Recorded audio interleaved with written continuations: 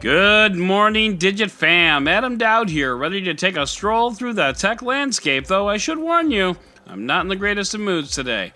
Now I know what you're thinking. How's that different from any other day? And let me tell you something. Okay, you're not wrong.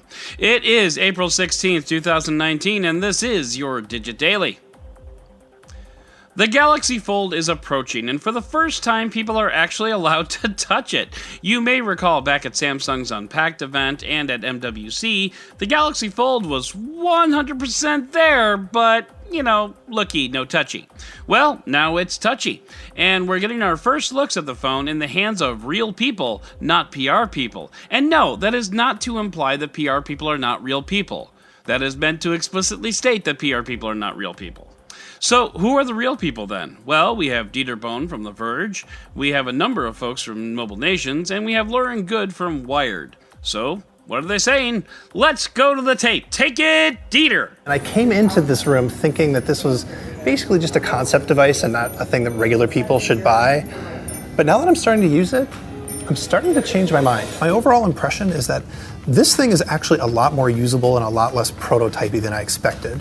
The hinge feels solid. I'm not super annoyed by the crease. I think that it's fairly ignorable. And you get this nice thing that is pretty big and easy to hold, easier to hold than I expected. And then when you fold it up, you've got this. I just wish that, I could fit it in my pocket. And now, Mr. Fisher? I've recently realized that versatility is one of the most important features to me in a phone, and the most potent illustration of the Galaxy Fold's versatility is right here. That big 7.3-inch tablet on one side and the small 4.6-inch phone on the other, it's the same device. Now, if you're sweating the big bezels on the smaller screen, I sympathize. It's kind of goofy looking. But as someone who used a lot of clamshell phones back in the day, I gotta say, that kind of misses the point. This screen is for the quick hit tasks when you've only got one hand free. You're not going to spend a lot of time out here. When you have a second to sit down and unfold, you can take whatever you're doing up front and spread it out across that main canvas. In fact, there's so much screen area here compared to a normal phone that you can run 3 apps alongside one another if you want to.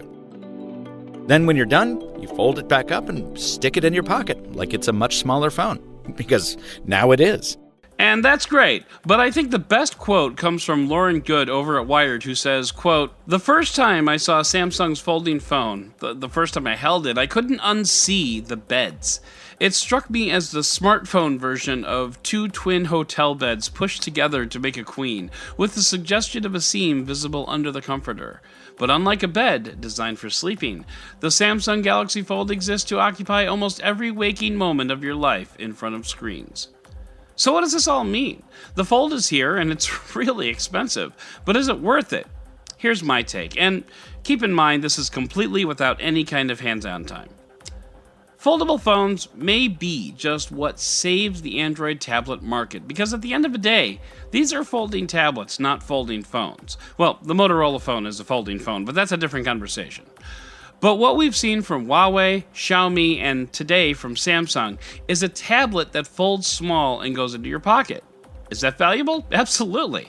Is it $2,000 valuable? I mean, that's up to you, but there's a reason that Android tablets aren't around anymore.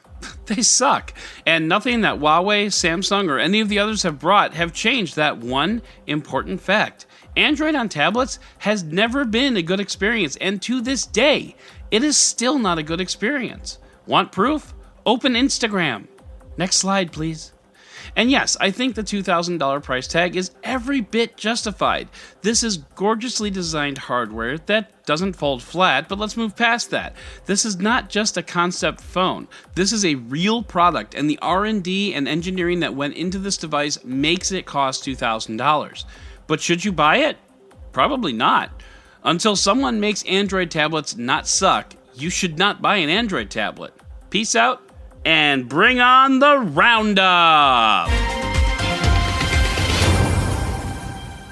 The Galaxy Fold is coming to AT&T for $66 per month, if you are prone to bad decisions or don't care about having money. Google I/O is coming on May 7th, and it looks like we may be getting 2 new phones on that day that don't have creases in the screen.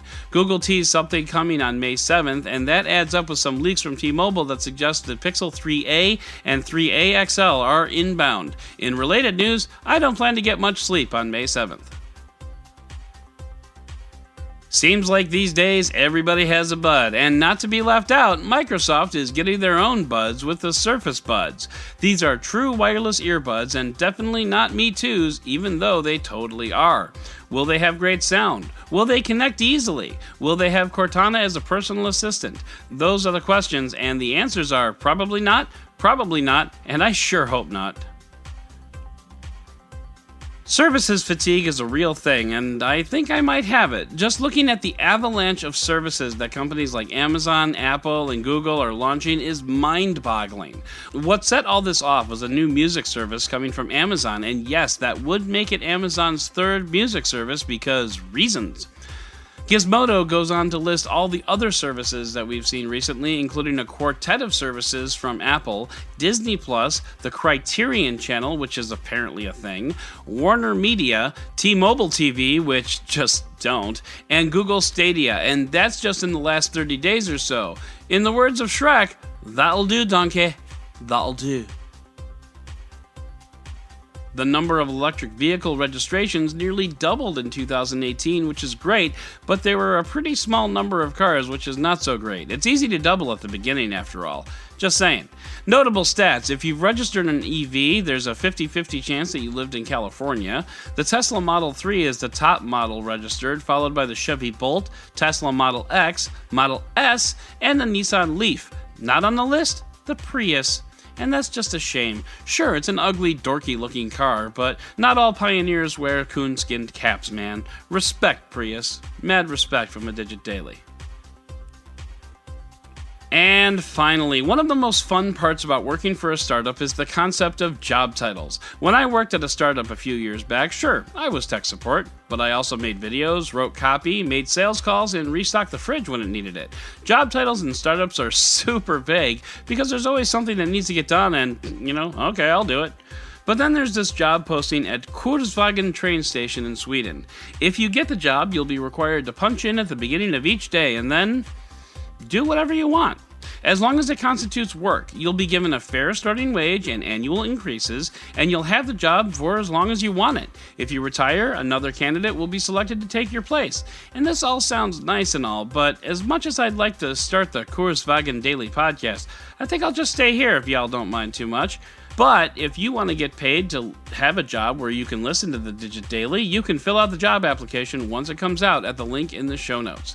And that is going to do it for today's Digit Daily. If you'd like to learn more about any of these stories, check out the links in the show notes and subscribe to our daily newsletter on Digit.com. And if you like what you heard, subscribe, leave a review, and tell your friends about DigitDailyPod.com. Once again, I'm Adam Dowd, Dead Technology on Twitter, and we'll talk again tomorrow.